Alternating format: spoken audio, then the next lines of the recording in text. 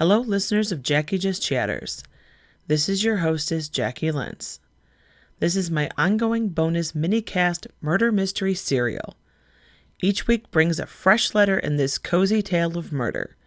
If you have not listened before, you are going to want to find letter number 1 and begin there. I hope you enjoy. To silence a scandalmonger, murder in an English village.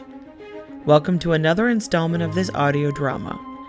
Play along as you step into the role of one Gwen Armstrong, who is living in 1951 Oxford, England, and is in the final months of earning her bachelor's degree in history from St. Hugh's. Your post is full of regular letters from your Aunt Ivy and other occupants of the charming village of Upper Stock Green.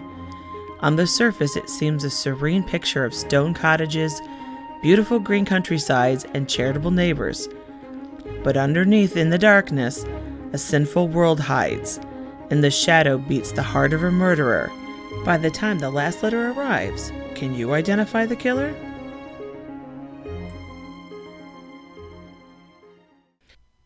Previously, on To Silence a Scandalmonger, we learned that tensions have been rising between Constable Freddie Allen and Mr. Davies, in their battle for the affections of the very eligible Gwendolyn.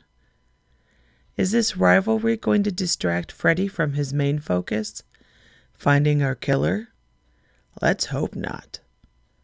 Mrs. Owens was still struggling to understand how quiet, kind tea proprietor Ada Berrycloth could have been a participant in such a wild, passionate affair with the Reverend. The Reverend's wife wanted to assure Mrs. Owens that the affair was over, in case she had thoughts of going to the bishop like Ivy had. Assurances were given that Mrs. Owens had no such inclinations. Let's join this week's adventure, shall we? A letter to Gwen from Mrs. Owens.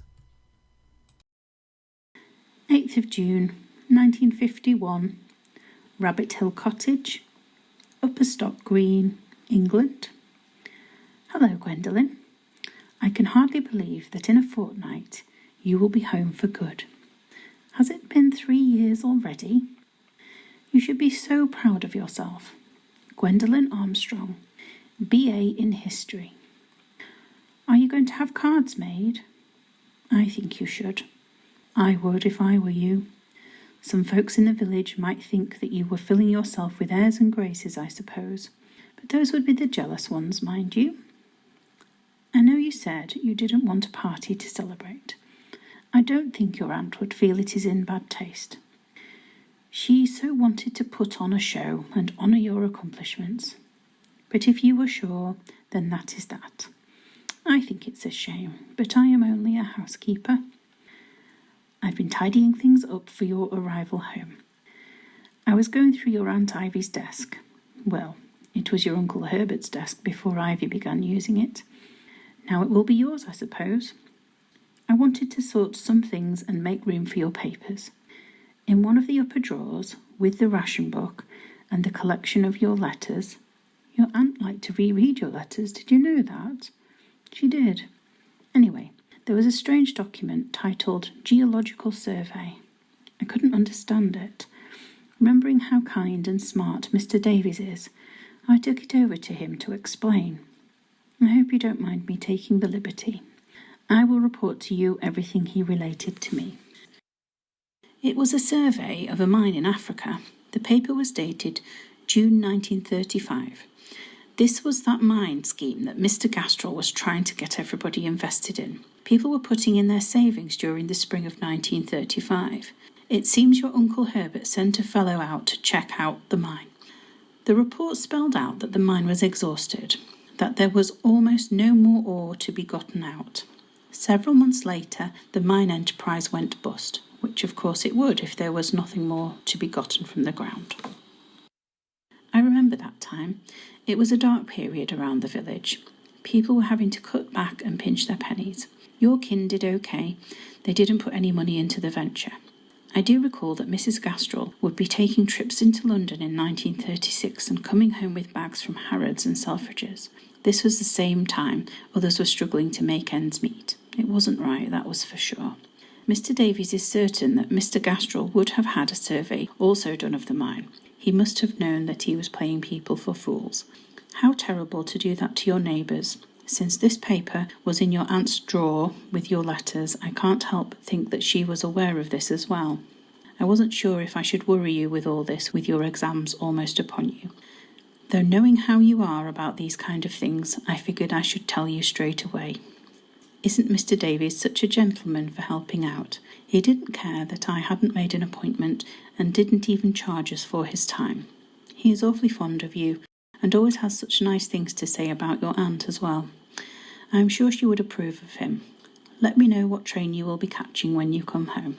Sincerely, Mrs. Morgan Owens. P.S. Oh, Gwen, it seems I may have been misled about Mr. Davies. Last night Mrs. Bailey came over for a chat and a nip of gin. I know your aunt and her did not get on, but I have never had a quarrel with her myself. After the gin had been in her a while, she shared some information with me. The day of your aunt's death, Ivy went to the post office to get a newspaper, send your letter and get a few things. That I believe you already know. But it seems Ivy was detained on her way home. She and Mr. Davies had a conversation in the street outside the post office. Now, Mrs. Bailey didn't hear all of it, but there were raised voices and she came out to see what was going on.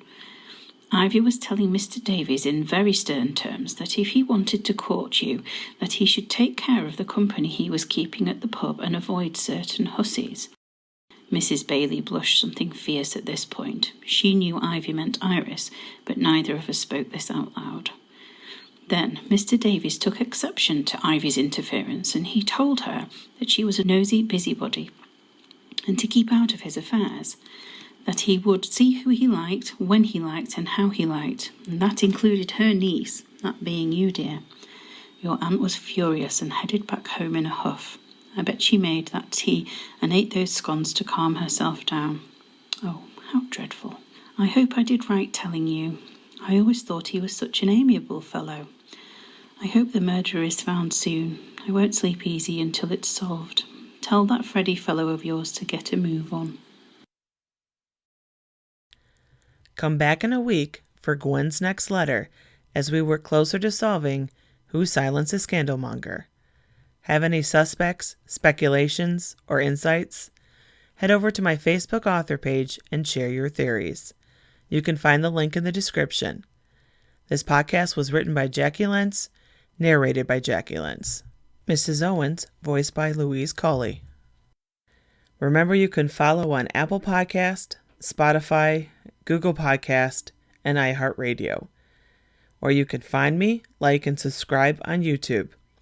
If you are enjoying these podcasts, I would be delighted if you shared with your friends, left a rating on Spotify, or a review on Apple Podcast. Until next time, I wish you well.